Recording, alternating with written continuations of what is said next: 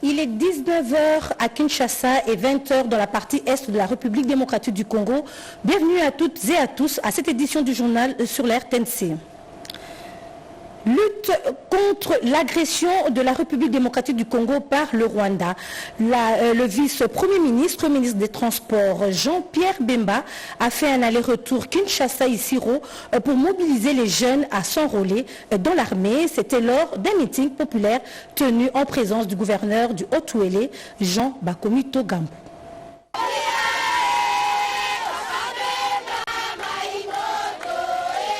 C'est dans un aéroport national d'Isiro Matari, pris d'assaut par les forces politiques et socio-professionnelles, que le vol du vice-premier ministre et ministre des Transports et voies de communication se pose sur le tarmac ce mardi 18 février 2025. Au bas de la passerelle, le gouverneur Jean Bakomi Togambo et le comité restreint de sécurité, ainsi que d'autres personnalités. Après l'accueil, le cortège de Jean-Pierre Bemba Gombo se brale vers le centre-ville où, au rond-point Patrice Emery Lumumba, après les mots de bienvenue du gouverneur Jean Bakomito, il s'adresse à la population venue nombreuse. Félicitations à l'autorité provinciale pour la mobilisation, indique-t-il, avant de déclarer être venu sensibiliser les jeunes à s'enrôler massivement dans l'armée afin de soutenir les chefs de l'État et les forces armées de la RDC dans leurs efforts pour la défense de l'intégrité territoriale et la souveraineté de notre pays. Oui, bakokisi 18 ans. Peko Mata, Awa, na Haut-Ouélé, même 100 000 bana bas à l'après. Armée Abidjan, lobby, comme armée monene. Il faut tout soutenir, tout koumi sa basoda d'Abisso. Bazako sala mosala na dévouement, na motema moko. Heure oyo, yako telema. Oye koya, eya. La patrie ou la mort, mission accomplie pour cet ancien ministre de la Défense qui, salué par le gouverneur Jean Bakomi Togambo à l'aéroport, regagne Kinshasa immédiatement après.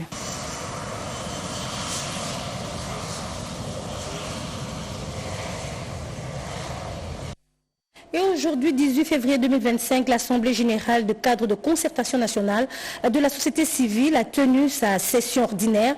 Le rôle de la société civile comme partenaire des institutions étatiques et non étatiques en vue de sensibiliser la population, l'essentiel de ces assises ouvertes par le ministre de la Communication et des Médias, Patrick Mouyaya.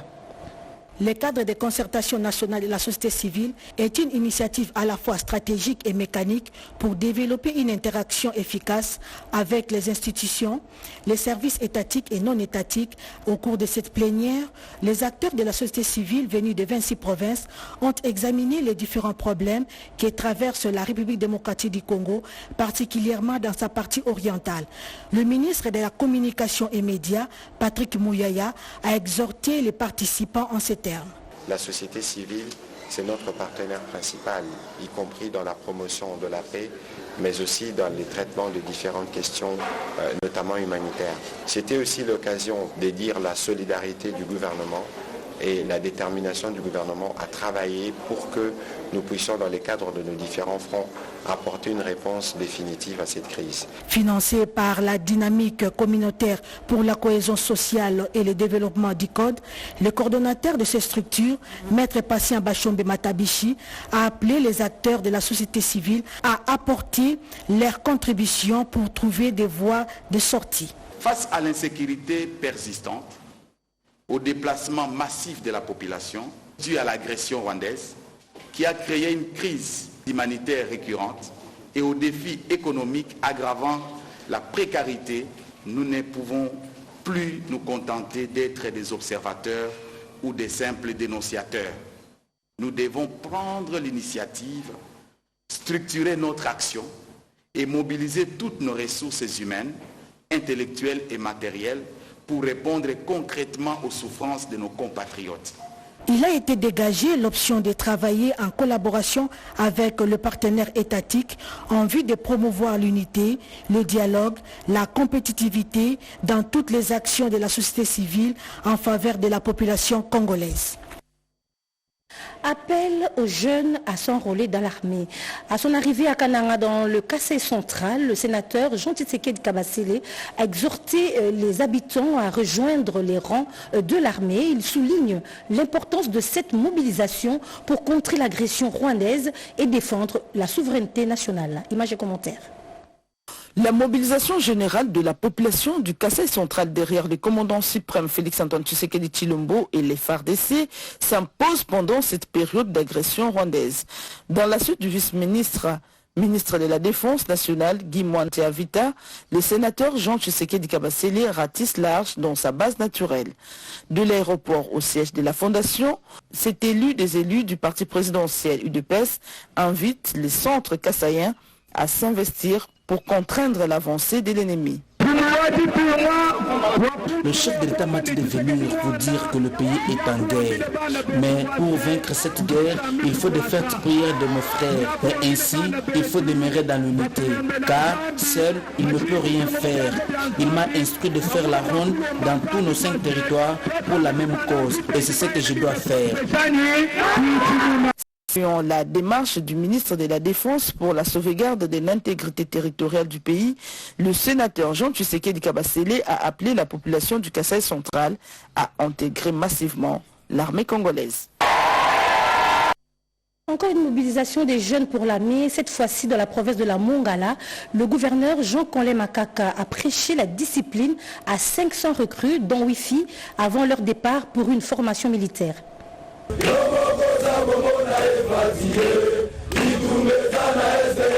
L'appel à la mobilisation générale et l'inscription massive au sein des forces armées de la République démocratique du Congo, lancé par le chef de l'État, Félix-Antoine Tshisekedi Tshilombo, pour défendre la nation contre l'agression rwandaise, et ses supplétifs du M23, relayé à la Mongala par Jean-Colin Makaka Papekaka, gouverneur de province, a trouvé un écho favorable. 500 recrues, dont 8 filles, ont rejoint dimanche 16 février 2025 la ville de Mbandaka, lieu où elles prendront le vol pour la formation militaire. Jean-Colin Makaka Papekaka a exhorté ces dernières à la discipline militaire pour servir la nation congolaise. Vous partez et non pour devenir des Koulouna, mais plutôt pour défendre la nation. Vous êtes parti aider le chef de l'État, Félix-Antoine Tshisekedi Tshilombo, dans cette lutte contre l'agression rwandaise. Ne soyez pas pressés, soyez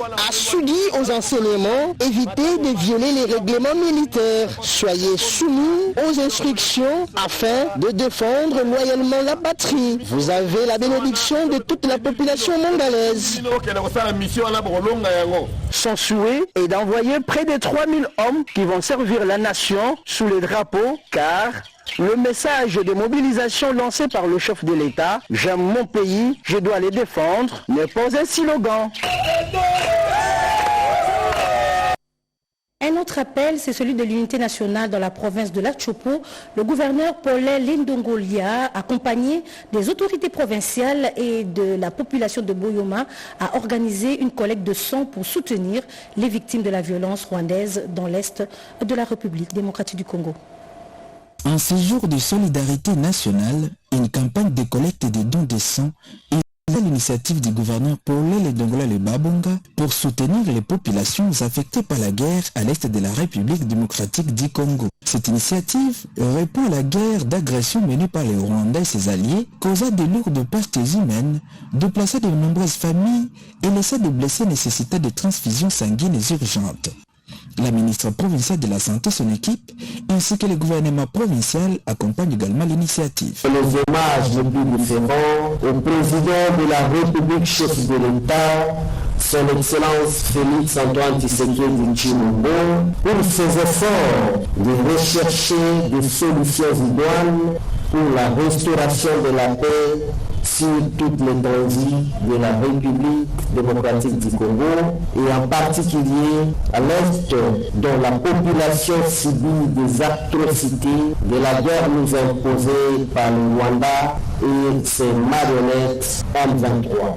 Cette guerre d'agression a occasionné à ce jour la perte de plusieurs vies humaines, nombreux déplacés, des enfants, des femmes enceintes, de nombreux blessés. La plupart de ces blessés ont un besoin crucial de sang pour être sauvés. Il s'agit ici d'un besoin urgent et vital pour nos frères et sœurs en détresse. Au nom de la solidarité nationale, les Tchopolaises et Tchopolais s'engagent à donner leur sang pour sauver les vies de nos compatriotes qui sont dans le besoin. Le gouverneur a encouragé la population à devenir des donneurs réguliers car la solidarité sauve des vies. Élan de solidarité pour soutenir les FARDC au front, le ministère chrétien du combat spirituel a tenu un culte d'action de grâce dimanche dernier à ce sujet et lors de ce culte, le ministre de la Justice, Constant Moutamba, a encouragé les fidèles à collecter des fonds pour montrer leur engagement dans la lutte contre les M23 soutenus par le Rwanda.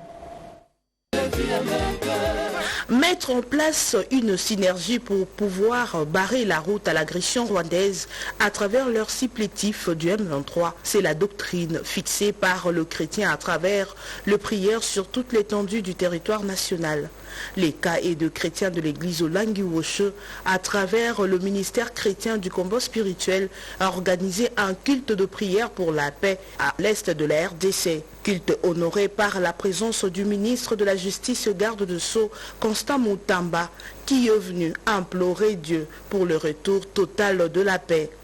Juste après, le mot de circonstance du berger sentinelle, Alain Gabriel Olangi, a évoqué le passage biblique de Psaume 33:12, qui stipule qu'heureuse la nation dont l'Éternel est Dieu. Sur ce, il a rappelé que la nation congolaise a été dédiée à l'Éternel par le chef de l'État, Félix-Antoine Tshisekedi Tshilombo. Vous êtes au bon endroit. Nous allons vous aider spirituellement. Nous commençons par le chef et tout votre gouvernement à combattre les forces du mal. Satan est en train de mettre en place contre la RDC.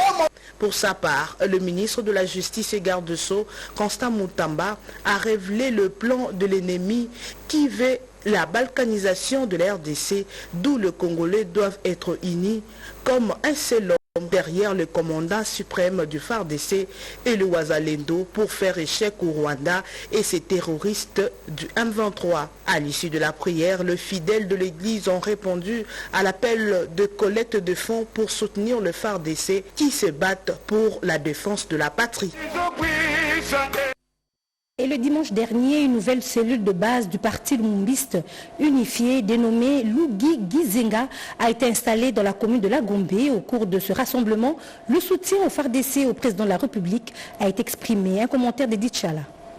À cette occasion de l'installation de la cellule de base du parti lumumbiste unifié Palou, dénommé Lugi Gizenga dans la commune de la Gombe, le secrétaire permanent adjoint en charge des affaires provinciales et de la sécurité, Jean-Paul Mouzema, a condamné avec véhémence l'occupation illégale des villes congolaises par l'armée rwandaise et ses supplétifs du M23. Il a appelé toutes les militants et tous les militants à soutenir le commandant suprême des forces armées de la RDC, Félix Tshisekedi, et les forces armées de la RDC ainsi que les Wazalendo pour la reprise totale du territoire national. L'adresse s'inscrivait dans le discours d'après la remise des symboles du parti à la camarade Mujinga, désormais présidente de la cellule Lugi Gizenga. Karine Moussoulepi, prosec du parti à la Gombe, dont le travail est salué par la hiérarchie politique du Palou, a encouragé les heureux promus au travail des fourmis, car le parti lumumbiste unifié est une pyramide renversée. C'est la base qui fait vivre le parti.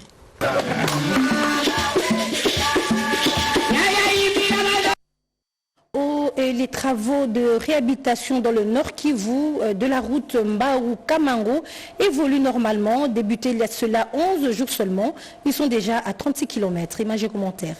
Les travaux de réhabilitation de la route Mbao-Kamango évoluent très bien, 11 jours seulement après son lancement par les gouverneurs de la province du Nord Kivu, Somokakule Evariste. Constant fait ce lundi 17 février 2024 par le député national Balessi Makadoki Malbert, élu du territoire de Beni, au cours d'une visite d'inspection de ces travaux. D'après lui, cette route est d'importance capitale car elle sert d'une liaison entre Ouganda et Beni où règnent les institutions institutions provinciales. Le constat est positif, parce qu'ici nous sommes déjà au niveau de PK point kilométrique 36 et déjà après 11 jours de travail de la société SSV, voilà là où nous sommes. Beaucoup d'avantages sécuritaires parce que, comme vous le savez, nous sommes en guerre. Ici, cette route a été longtemps dérangée, la population a été beaucoup dérangée par les ADF. Nous sommes dans le triangle de la mort. Et donc, l'avantage que nous aurons pour cette route, c'est l'avantage sécuritaire, c'est-à-dire la fluidité des troupes qui sont en opération contre les ADF. Mais aussi cette route est d'intérêt économique énorme. C'est-à-dire que cette route mène à Kamango, Nobili. Nobili, c'est la frontière. Et après Nobili, vous traversez en Ouganda. La recommandation que nous pouvons donner, c'est d'accélérer les travaux. Parce que nous sommes en opération militaire. Et donc, les militaires doivent se déplacer facilement pour traquer les rebelles ADF. Il s'est de signaler que la réhabilitation de cette route permettra au FARDC d'intervenir très rapidement dans cette zone communément appelée Triangle de la Mort. Dans l'objectif d'apaiser les tensions entre l'exécutif provincial et un groupe de députés suite à une crise interinstitutionnelle qui menace la stabilité de la province du Kasaï-Oriental, la vice-ministre de l'Intérieur, Eugénie Tchela, a lancé une mission de conciliation à Mbujimaï. Le gouverneur de province Jean-Paul Mbouébouakapo a signé dimanche 16 février le protocole d'accord stratégique pour le développement du Kasaï oriental avec la société Shandong, représentée par le partenaire du second rang, Zone Ding, manager de cette compagnie du gouvernement chinois. Dans ces protocoles comprenant 21 articles, les deux parties ont convenu de sceller le développement du Kasaï oriental dans le secteur agricole, la construction des écoles, des hôpitaux, des logements sociaux et des bâtiments administratifs, a déclaré le ministre du Plan AI, Daniel Kazadi, qui a présenté l'économie du document. Zhong Ding, manager de l'entreprise chinoise, a salué l'enthousiasme de la population partout où il est passé avant de rassurer que la province de Shandong est résolue à accompagner le gouvernement provincial du Kasaï oriental. Le gouverneur de province, pour sa part, a remercié ses hôtes pour avoir honoré leur engagement de venir au Kasaï oriental. Jean-Paul Mbouébouakapo leur a promis une parfaite collaboration. Cela montre l'intérêt qu'ils ont porté avec ma province et le souci de pouvoir nous accompagner pour booster son développement. Et nous sommes dit, nous allons commencer avec certains projets à court, à moyen et à long terme. Oui, pour le reste, je voudrais que nous puissions vraiment nous souder, travailler la main dans la main, solidifier le rapport entre la province du Kasaï oriental et celle de Shandong. Disons que ces investisseurs chinois ont eu 6 jours de terrain pour visiter les différents sites où seront construites les infrastructures. Ils ont également apprécié le site agricole, sans oublier le site de Tchibassa où sera construite une centrale hydroélectrique. Vous venez de suivre les activités du gouverneur du Kasaï oriental qui vient de signer un protocole d'accord avec une société chinoise. Lors d'une conférence de presse en ligne à Addis Abeba, en marge du sommet de l'Union africaine, des experts africains ont plaidé pour une réforme du système financier mondial jugé obsolète et inéquitable, organisée par Afrodad. Cette rencontre a révélé des défis du continent, coût d'emprunt élevé et accès limité au capital. Le système financier mondial est à bout de souffle et l'Afrique refuse de payer le prix. Des experts du continent lancent un appel pressant. Il est temps de réformer en profondeur une architecture financière mondiale jugée injuste et dépassée. Lors d'une conférence de presse tenue en marge du sommet, plusieurs spécialistes africains ont dénoncé un système financier mondial obsolète et inéquitable. Organisé par l'Africa Forum and the Network on Debt and Development, la conférence a mis en lumière le défi majeur auquel le continent est confronté. des coûts d'emprunt excessifs et un accès restreint au capital. Héritage d'un système conçu pendant la période coloniale. Les experts présents ont dénoncé l'injustice d'un système où le pays africain, souvent en développement, sont contraints de payer un prix élevé pour accéder à des financements. Cette situation limite leur capital à investir dans des secteurs essentiels tels que l'éducation, la santé et les infrastructures. Pour les intervenants, ces systèmes mis en place au début du XXe siècle ne correspondent plus aux réalités actuelles. Ils réclament une révision en profondeur des institutions financières mondiales et un accès plus équitable au financement pour les nations africaines. Et le mauvais stationnement des camions poids lourds sur les chaussées dans la ville de Kinshasa, tel est l'objectif de l'itinérance du ministre provincial des Transports et Mobilité urbain sur les artères de certains quartiers de la commune de Limete, nous dit Pierre Mbouy-Saïdi.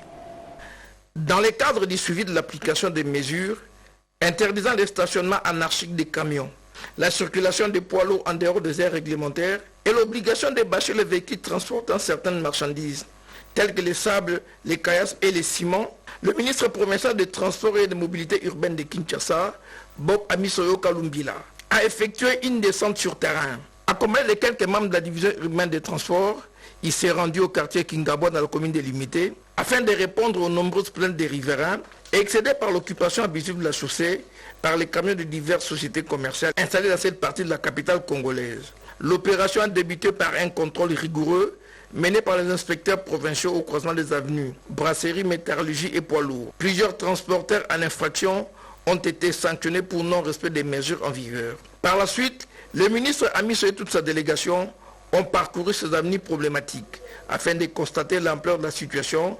Les constats est malheureux. Les stationnements désordonnés des camions perturbent gravement la circulation. Pour comprendre les causes de ces embouteillages chroniques, l'autorité provinciale s'est rendue d'abord à une carrière située sur l'avenue Métallurgie avant de conclure sa visite à la brasserie du Congo-Bracongo où il s'est entretenu à bâton rompu avec le directeur général de cette entreprise. Lors de ces fructueux échanges, la Bracongo a exprimé son mécontentement, se considérant elle-même victime de cette situation due, selon elle, à d'autres sociétés environnantes. La brasserie a précisé qu'elle informe systématiquement l'autorité urbaine avant d'occuper une portion de la chaussée. Par ailleurs, sur la question de la destruction d'un portique installé au saut de mouton de Sosimat par l'un de ses employés, la direction générale de la Bracongo a reconnu la responsabilité de l'entreprise et s'est engagée à réparer rapidement les dommages causés. Passons à présent à cette séance de travail entre la vice-ministre de l'Intérieur avec le gouverneur de la province du Kasaï ainsi que les députés élus de cette partie du pays. La situation sécuritaire et le soutien des FARDC pendant cette période étaient l'essentiel des discussions. La stabilité des institutions provinciales issues des élections démocratiques, transparentes et apaisées de décembre 2023 à travers toute l'étendue du territoire national préoccupe plus que jamais le chef de l'État et garant de la nation Félix-Antoine Tshisekedi Tshilombo. En séjour en Mbujimaï, en bon messager de paix, la vice-ministre de l'Intérieur, Eugénie Tshela-Kamba, a entamé sa mission de conciliation de l'exécutif provincial et en groupe des députés provinciaux.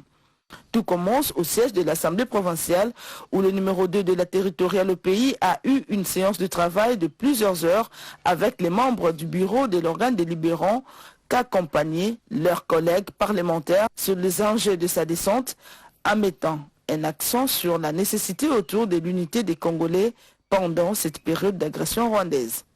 Ce qui a impressionné tous les participants, c'est l'approche et la méthode du travail de la vice-ministre de l'Intérieur, Eugénie Tshela-Kamba, pour une issue de paix.